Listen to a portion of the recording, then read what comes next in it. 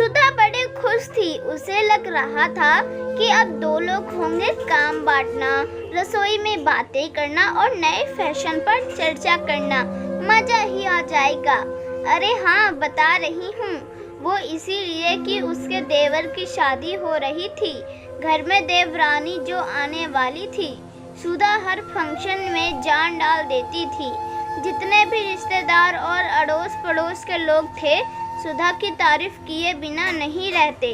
सासू माँ ने आकर एक बार कह दिया, सुधा, मेहमानों के साथ थोड़ा खुद का भी ख्याल रखना, भाग दौड़ जरा कम करना और समय पर खा लेना। जी मम्मी।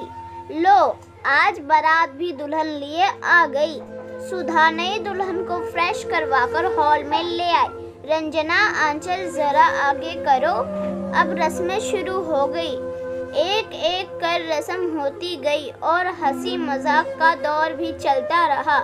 जैसे ही सब खत्म हुआ, सासू माँ के इशारे से सुधा रंजना को उसके कमरे में ले गई। उसने देखा, अंदर आते ही उसने सबसे पहले साड़ी हटाई और खुद से ही बैग खोली और आरामदायक कपड़े पहन लिए। भाभी, मुझे थोड़ा ठंडा दूध दे दीजिए, मैं बहुत थक गई हूँ।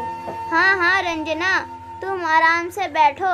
सुधा ने देखा रंजना को जैसे ही कुछ अच्छा ना लग रहा हो। उसने सोचा, लड़की नए घर में आती है तो ऐसा होता ही है, धीरे धीरे सब ठीक हो जाएगा। अगली सुबह सुधा चाय लेकर आई। रंजना, तुम तैयार हो जाओ, आज कुल देवी की पूजा होगी और तुम्हें कुछ मीठा बनाना है। मैं सब तैयार रखूंगी, चिंता मत करो। भाभी, ये सब गांव की परंपराएं निभाना जरूरी है क्या? और फैशन ट्रेंड खत्म करना चाहिए ना। हम तो कम से कम पढ़ी लिखी महिलाएं हैं, इन पिछड़ी बातों को क्यों आगे बढ़ाना? और ये साड़ी पल्लू, ये सब तो मुझसे उम्मीद ही ना करे। कल तक ठीक था, पर अब रोज एक ना एक फंक्शन के नाम पर कुछ ना कुछ रिवाज ढोते रहना। मैं तो हनीमून की तैयारी करूंगी। तब एक सासू माँ कमरे में आ गई थी। उन्होंने सारी बातें सुन ली थी। सुधा, मैं कल ही समझ गई थी कि रंजना को यह सब पसंद नहीं।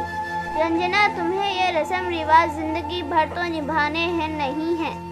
ये गांव है, हमारे रिश्तेदार भी अभी यही हैं, इसलिए घर की जो रीति है वो तुम्हें करनी चाहिए।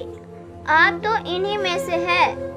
आप तो जानती भी नहीं दुनिया इन फिजूल के रिवाजों से कितनी आगे बढ़ गई है। और हाँ, आज फिर कल फिर जब भी कुछ होगा, बस परंपरा के नाम पर आप यहाँ बुलाएंगी। और फिर से, काश आप भी पढ़ी लिखी होती। रंजना, सुधा, रहने दो, जा सबको बोल दो बहू की तबीयत ठीक नहीं। और नहीं मम्मी, रुकिए, अब बस रंजना, शर्म आती है मुझे तुम्हें पढ़ी लिखी कहते हुए। ना बोलने की तमीज, ना मान, ना मर्यादा। ओ भाभी, हम जैसों को आप नहीं समझेंगे। अब बस मैं समझना भी नहीं चाहती। बस जो कह रही हूँ वो एक बार ध्यान से सुनना। ये मम्मी अपने ज़माने की MA पास हैं।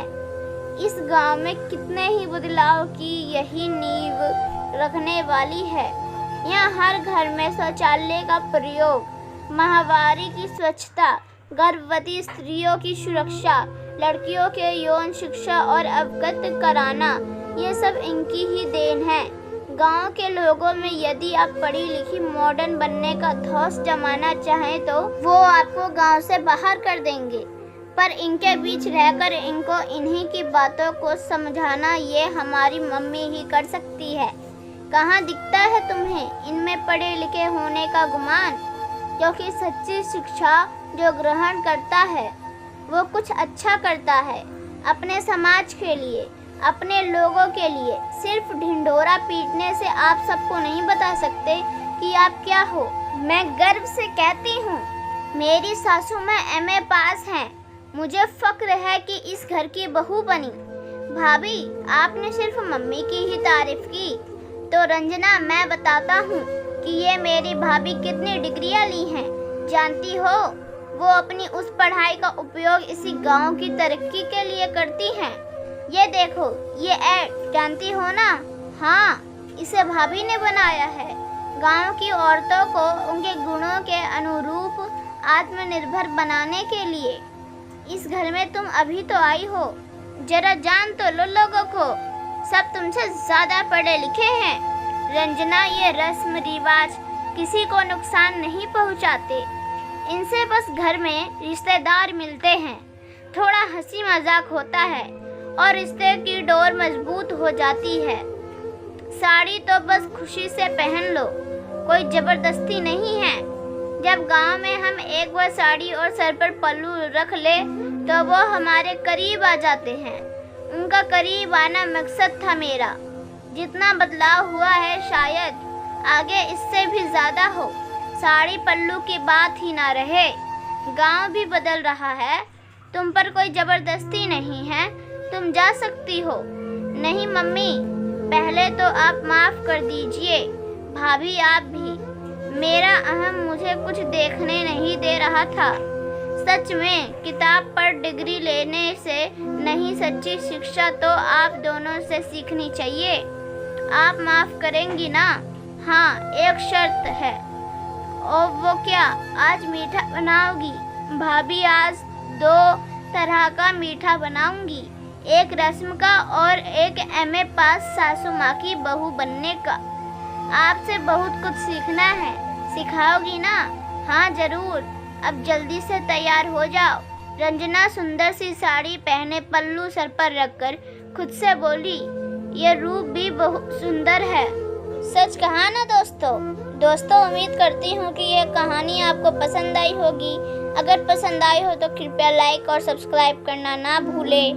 धन्यवाद।